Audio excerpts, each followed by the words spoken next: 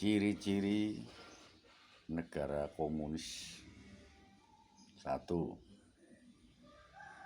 Selalu ribut dan meributkan sesuatu, membuat isu-isu, membuat narasi-narasi kebohongan, menggiring opini kepada masyarakat untuk melawan pemerintahan yang sah.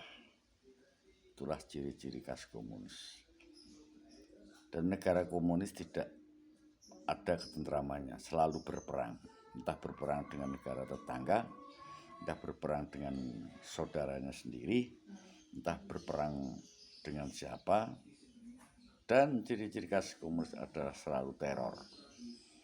Teror bom, teror narasi, teror sesuatu yang menghancurkan kehidupan kerukunan masyarakat, dan teror-teror secara politis maupun secara anarkis ataupun secara agamis.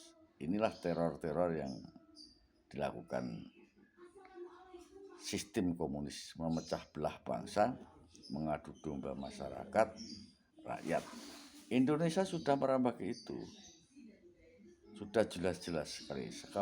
Kemarin unggahan kemarin saya sudah mengatakan dan mengingatkan. Apa tuh komunis itu? Dan singkatan dari komunis itu apa tuh? Nah, ini yang perlu dibuka, ini yang perlu diwacanakan, dan ini yang perlu dibahas. Komunis itu apa? Dan apa tindakannya? Dan apa untungnya?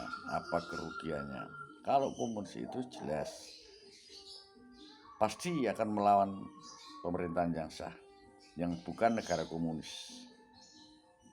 Nah, orang-orang komunis yang ada yang sudah terdoktrin itu jelas akan menyerang pemerintah dengan cara apapun, membuat narasi-narasi tidak benar, mempengaruhi, menggiring opini agar masyarakat ini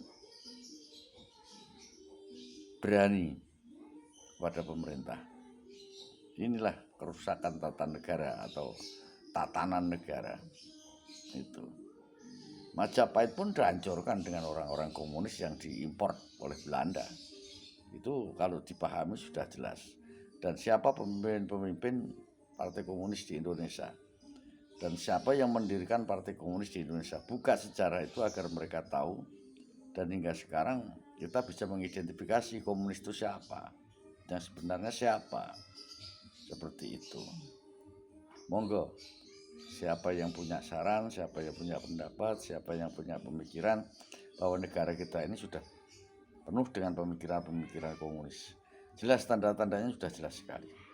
Bergulung-gulungan, saling mendiskreditkan antara golongan satu dan yang lain, mengadu domba, membuat opini-opini yang tidak jelas, membuat narasi-narasi yang saling membenturkan antara pemerintah dan rakyat, rakyat dan pemerintah, gulungan dengan gulungan yang lain. Seperti itu pendapat saya. Semoga semua bisa mengerti tentang komunis. Apakah dengan hal yang demikian kita juga akan mengikuti kancah perang dunia ketiga? Ini yang harus diwaspadai. Karena kita benar-benar pemerintahan Prabowo ini saya anggap rapuh. Karena semua lini dari keamanan negara tidak jalan. Intelijennya mandek, tidak bisa berbuat apa-apa. Nah, itu kita lihat lorong-lorong itu ada nggak komunisnya gitu. Di lorong itu ada nggak komunisnya? Di lorong militer, di lorong polisi, di lorong ASN, di lorong ormas, di lorong mana saja, LSM dan macam-macamnya. Di tempat-tempat perkumpulan yang lain ada nggak itu komunisnya? Bagaimana cara komunis menghancurkan negeri kita ini yang anti Pancasila?